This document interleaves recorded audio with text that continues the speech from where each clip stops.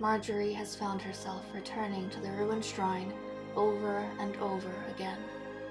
Something keeps calling her, compelling her to chant forgotten words. Endless nights have finally revealed the shrine's secret and what the other side is. The witches that stayed here worshipped a parallel world, a mirror dimension with minute differences. Writings on the stones speak of the circle as guardians of the gateway, protectors of the veil that separates two identical realms. The tragedy of the shrine has also been revealed. One of the witches attempted to open a portal to the other side. To seal the gate between dimensions, the circle was forced to destroy the shrine and themselves. The writings end here, but other powers from the renegade witch continue the story in detail. A witch herself, Marjorie can't help but be receptive to the ideas planted in her mind. One night, she wakes with a dark knowledge she didn't possess the day before. Without knowing why, she begins reconstructing the magical portal and casts a powerful spell. The gateway opens in a burst of light, and through the tear walks Lord Zane.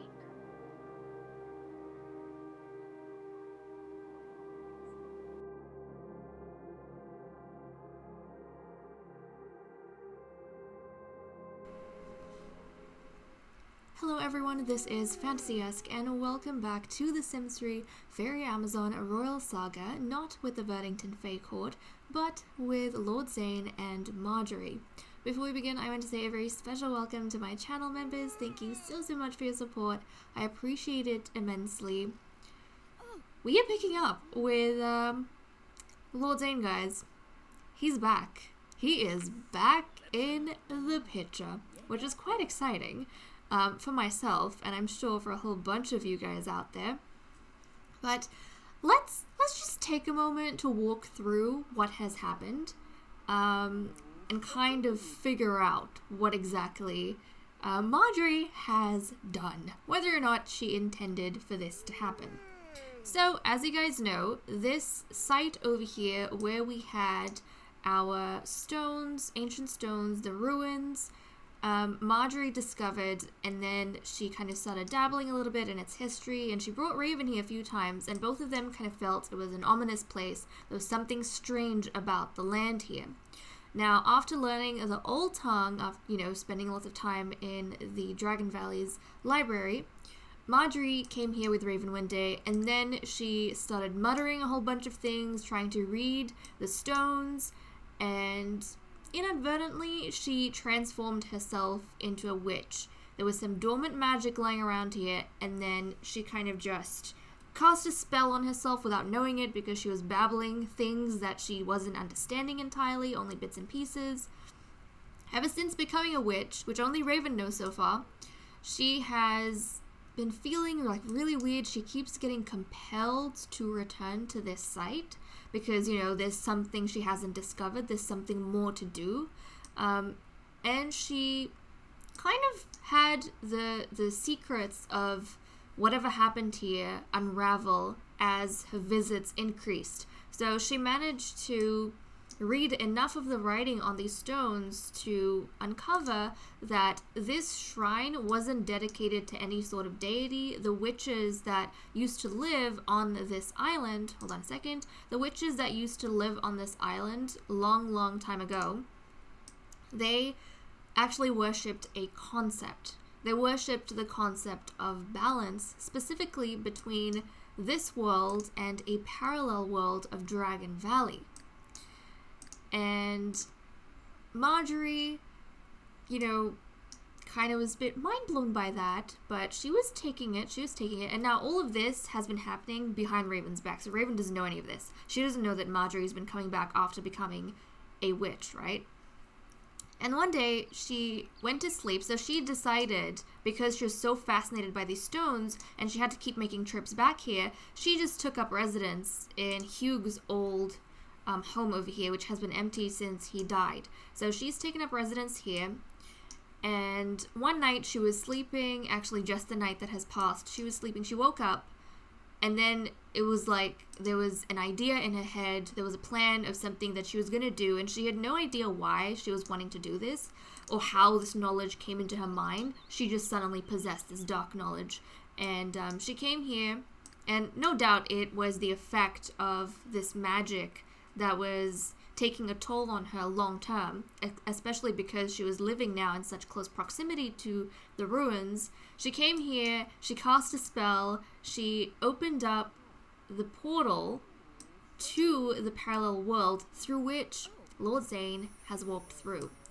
And with this, like the story that she saw in the stone, so essentially what happened is that one of the renegade witches, she tried to open the portal. So the circle that used to stay at this island, they worshipped the other side, the parallel world, but they never tried to open it, right? Balancing, protecting the two separate kind of dimensions that was part of having this shrine here, part of the purpose for the Circle of Witches. So it was like a big taboo to go and try and do something like dark magic to open up the portal between the worlds, because that is going to upset the balance and that goes against everything they worship, right? Well, when that witch tried to do that, the witches, they had to destroy the shrine to close the portal, and they had to kill her as well. Destroy themselves. And before they destroyed themselves, they managed to write enough of their story so that someone in the future, if they ever came by, if someone from their order kind of survived, they would be able to figure out why the shrine isn't here anymore. So that's what happened. That story ended. But in that story, there was nothing talking about how you open the portal and anything to do with the dark magic, right? But the renegade witch that they killed, she had plans of her own. She had powers and magic of her own. And she left traces of her story around the land here. So when Marjorie finished reading the writing, that story ended, but then all of these other things started coming to her mind, and that's how she got the dark knowledge of opening up this portal. So now Marjorie has decided she's very exhausted, she's not in a good mood. No doubt the experience of coming through the portal is a little bit shocking for Lord Zane. Although who knows what he's been doing in his realm, who the heck knows. He's never met Marjorie, I think, in the other realm perhaps, so she's a completely new face to him. Marjorie's decided now that she is going to take Lord Zane, she's going to give him refuge with her, and they're going to slowly try and figure out what's been going on. She's going to be utterly fascinated by him because he's connected to all of this, and he came through the other world. So we're going to get them back home. So Lord Zane here, in this world, he is still dead. But in his world, the parallel kind of Dragon Valley he comes from, obviously he made some different decisions, and he didn't kidnap Celine. He didn't try to kidnap Celine, and he wasn't cornered for that, and he wasn't put in prison for that, and he wasn't killed as a result of starvation. So in his world, he is still alive. But he's never kind of run into Marjorie, and he doesn't know Marjorie. And obviously he would have been trying, since he survived longer in his realm, and he's evil, I'm sure he would have been studying the dark arts himself, something like that. And perhaps that is why he was in the right place at the right time to come through those stones when Marjorie opened up the portal. But we need to let him rest. He needs to rest up. I mean, that is Marjorie's bed, to be honest. So, Marjorie, why don't you sleep? Lord Zane is going to nap on the couch. He's going to take the couch. We're going to have to set up a bed for him over here so that he has some place to rest. But I think he knows, he's got enough knowledge from all of his devious studies to know that he has kind of crossed into another dimension of Dragon Valley.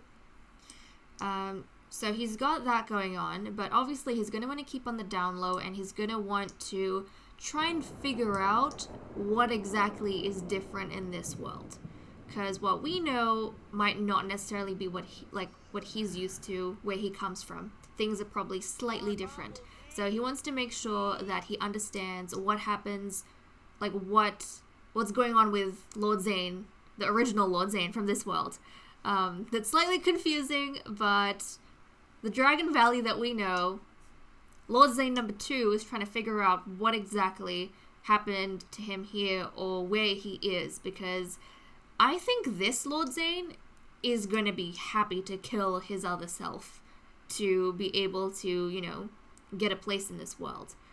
So as he gets used to things, Marjorie's no doubt going to fill him in and let him know, well, you don't have to go around killing anyone, aka your other self, because you're already dead in this world. And she's going to explain the reasons why, and she's probably going to give him a bit of a report, on the court and the members of the Fae Court, their abilities, how strong they are, those kind of things. And stuff he has to look out for, because he doesn't want the same thing to happen to him that did to original Lord Zane. He doesn't want the same death, right? So that's what's going on with him. He's very, very, very tired. I don't know if that nap really did much for him. Try and nap a little bit more. Oh, geez. Let's hope he doesn't pee himself or something like that. We have a lot of work to get done with these guys. Okay. Look, she's been wanting to flirt. I'm wondering if she's going to flirt with Lord Zane. Part of being fascinated with him. Okay. Unroutable dogs. We don't really care. I'm going to wake him up. And part of what's going on with Lord Zane here, so obviously, she wants to get married. So obviously with Lord Zane over here, we can't have him walking around Dragon Valley, because Queen Ivy and the court, they're going to see him, they're going to think something is really wrong, and they're going to figure out that Marjorie's done something terrible, right? She doesn't want everything to lead back to her. Obviously now, she doesn't want to get in trouble for what she's done. So she's going to do her best to help Lord Zane to hide his identity. So the first thing that needs to happen, he's actually going to undergo a transformation with Marjorie's help. So we're not going to change his genetics, but we need to switch up his appearance so that he looks like not Lord Zane anymore. He looks different. And Marjorie's going to help him come up with a different name as well that he's going to be known by. And she can't hide him here forever. So the plan is that he's going to get a magical makeover, which includes an entirely new color scheme. And he's going to get a new name. With that new identity, Marjorie's going to help him throw an event, like some sort of ball, where he's going to be introduced to the rest of this society as like a foreign lord who is quite wealthy and has come through or maybe left some of his wealth. I don't know. They'll probably get more money at some point, because in his world, he is still like nobility. He's a lord, I'm sure. He would have prepared before coming through the portal. He would have maybe taken some money with him or something like that. So that's what we're going to do. He's going to throw an event, and he's going to introduce himself as this new character in Dragon Valley. And that is going to take the suspicion away from him being like the Lord Zane that everyone knows is dead. So Marjorie, let's start doing a little bit of your... Wait, hold on. Yeah, she's talking about rebelling. This was a huge act of rebellion, if I do say so myself. But she's going to go ahead. She is going to start giving him that magical transformation. And come on, guys. Did you think I would kill Lord Zane? Did you really think I would let him die? Okay, to be honest, he did die. He was done and dusted and dead, but my mother was very distraught, so I had to think of a way to bring him back. And Ta-da! Storyline was born. But, okay, honey, what are you doing? Magical transformation. This way. Transform this way. You need to be casting the spell at Lord Zane, you goose bucket. Okay, she's... Oh my goodness, she's being a bit of a goose bucket. She's being a goose bucket. Come on, come on. What is up with this woman? Hold on a second. Hold on a second. You need to be facing Lord Zane. Come on, work with me. Work with me a little bit. Let's try our best. Come on. Oh my goodness. I don't know what her issue is. Fine. Cast your spell from a distance if you must. Cast your spell from a distance, but do it. I know you're hungry. Everyone's hungry. We'll help you. No. Look at this. Oh, okay, there we go. There we go. Now she's helping me out. Okay. Let's get her to transform Lord Zane, and then we will be right back, guys. Okay, guys, so here is Lord Zoro Dracovic after his transformation. No longer will he be known as Lord Zane Delaney, at least not to anyone other than ourselves and Marjorie, of course. He is a different person as far as everyone else knows. He's had a change to his wardrobe and his color scheme. His wings have also been disguised so that they are a soft brown color instead of that sinister red. All in an attempt to try and kind of deviate everyone's attention from his true self. Obviously, if they squint a little bit too much, who knows, maybe especially Sparrow might see her son in this new lord, but he's got a different name, he's got a slightly different appearance, and nobody else is gonna know about him. They're not gonna know about this portal. They're not gonna know about the parallel world. So I think it'll be easy for Marjorie to tell Sparrow, you just miss your son too much. You're mistaking my new friend for someone who is long dead. Now, he has light brown hair that has been colored. We've got some of the original blonde in his roots and tips. So that stuck through, but he does have brown hair, and his eyes are no longer brown, they're dark blue. So all of this was kind of done by Marjorie to magically transform him, alter him just slightly, so that, yes, you could say he is really similar to Lord Zane, and he is maybe a long lost brother of Lord Zane, but in all honesty, he's a different sim, right? I mean, how would you be able to change someone's wing color, a wing color they were born with? And Lord Zane was known for his vibrant red wings. But this new sim in town, this new lord, Lord Zoro doesn't have that. He looks a lot softer than Lord Zane, I think. So there we go. We've got that going on. Now, we do want to get a party and an event thrown for him as soon as possible so we can introduce him into society, because if anyone sees him walking around now without knowing who Lord Zoro is, I think they're going to easily mistake him for Lord Zane. So it's going to be Marjorie, it's going to be first priority for her as soon as possible to make sure she has an event where she can introduce Lord Zoro Dragovic officially to the rest of Dragon Valley. But for now, it is really early in the morning, the social is low, Marjorie is kind of, dressed in a very, revealing, attractive manner, and I think, she wants to flirt, so I think she's gonna take a little bit of advantage. Both of them, they're kind of wanting some company, some socialization, so I think they're gonna start chatting each other up a little bit. There's no one else here, and they kind of share a dark secret at this point, right? So we're gonna go ahead and ask about his age.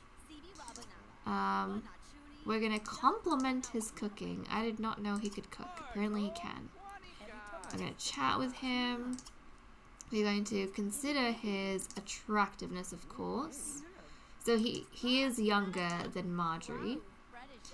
He's 7 days younger than Marjorie, which is absolutely fine. Marjorie's gonna catch up very quickly because, she's gonna, the gap between them is gonna continue to grow because she is a witch. Her life is not as long as Lord Zoro's. But that's fine. That's fine. Let's get them to consider attractiveness.